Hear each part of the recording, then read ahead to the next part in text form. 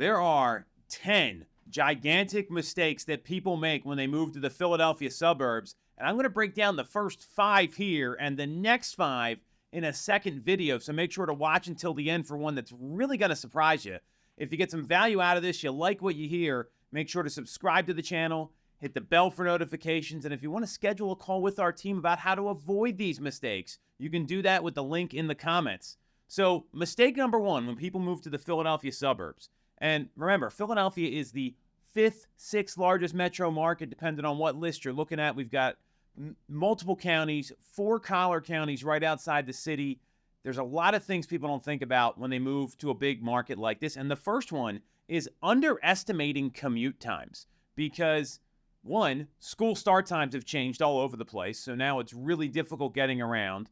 2, people don't realize how much traffic can actually back up the local roadways here. And 3, we've got some outdated highways. You got the Schuylkill Expressway. It's built between a river and a mountain. It's 2 lanes. It's going to get jammed up.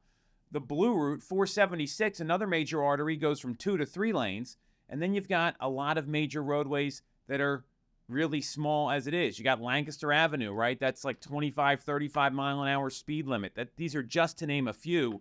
So underestimating the traffic can be something that's a major mistake when people are thinking about what their commute's going to look like. And the tip here is, before you buy a home, maybe test out what the commute's going to be like if it's a little further out or you're not familiar with the roads and the traffic patterns. And also get clear on SEPTA's regional rail schedules that run, because there's some express trains. There's some local trains that don't hit all the stops and do hit all the stops. Local hits them all.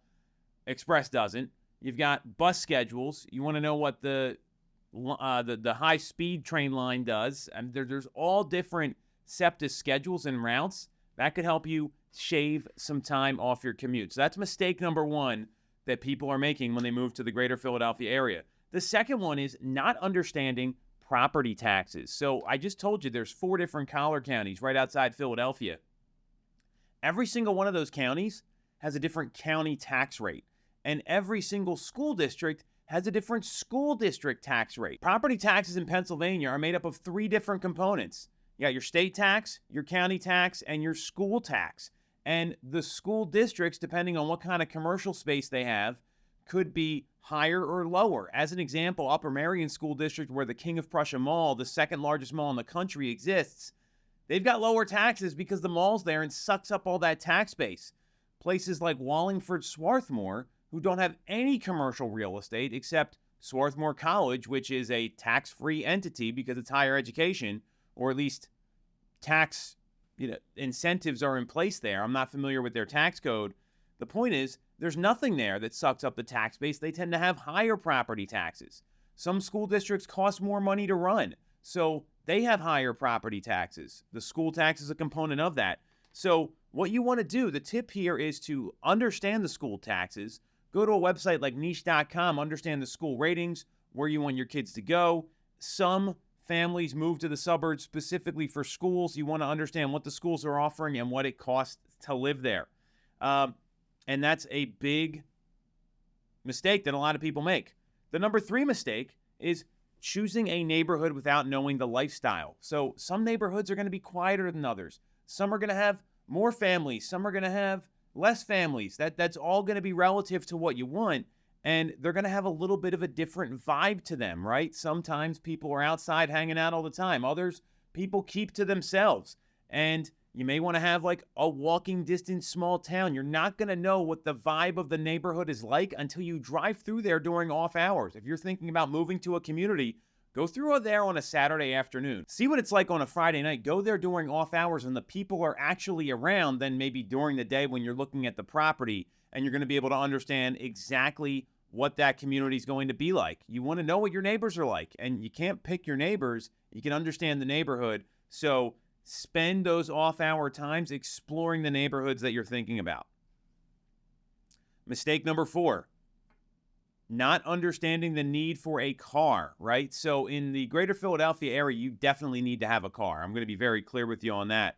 And unlike, cities where walking and public transportation can be really feasible, not all suburbs have a lot of walkability. You go to Chester County, you got to drive everywhere unless you're living in like downtown Westchester and never want to leave.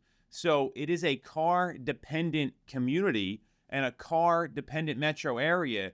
So make sure you understand that. Check the walkability scores. Look into available public transit. And if you're looking for a walkable area, maybe you need to go to some of these towns like Media, Ardmore, Narberth, Westchester, Phoenixville, or you want to go into the city yourself. And the last mistake, and this is one of two here, the last mistake people make when they move to the greater Philadelphia area, number 5, misjudging the competitiveness of the market.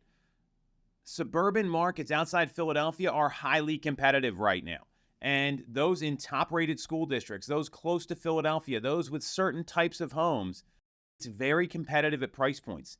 And newcomers think they can maybe make a lowball offer, take their time making a decision. The median time on market right now is about 11 days in the Philadelphia metro area, so that doesn't really look like it's an option.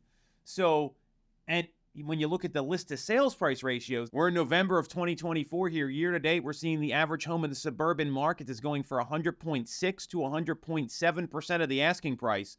That's the average, and it's above the asking price. The mistake that people make is they don't realize how competitive the market is. We're seeing a 2-month inventory level right now, plus or minus. So the way to avoid that, talk to a local agent like us. Talk to me. Schedule a call with the link in the comments who understand the market and can provide you with the right guidance. Because if you don't know what you're walking into, you might miss out on a home that's really going to work for you.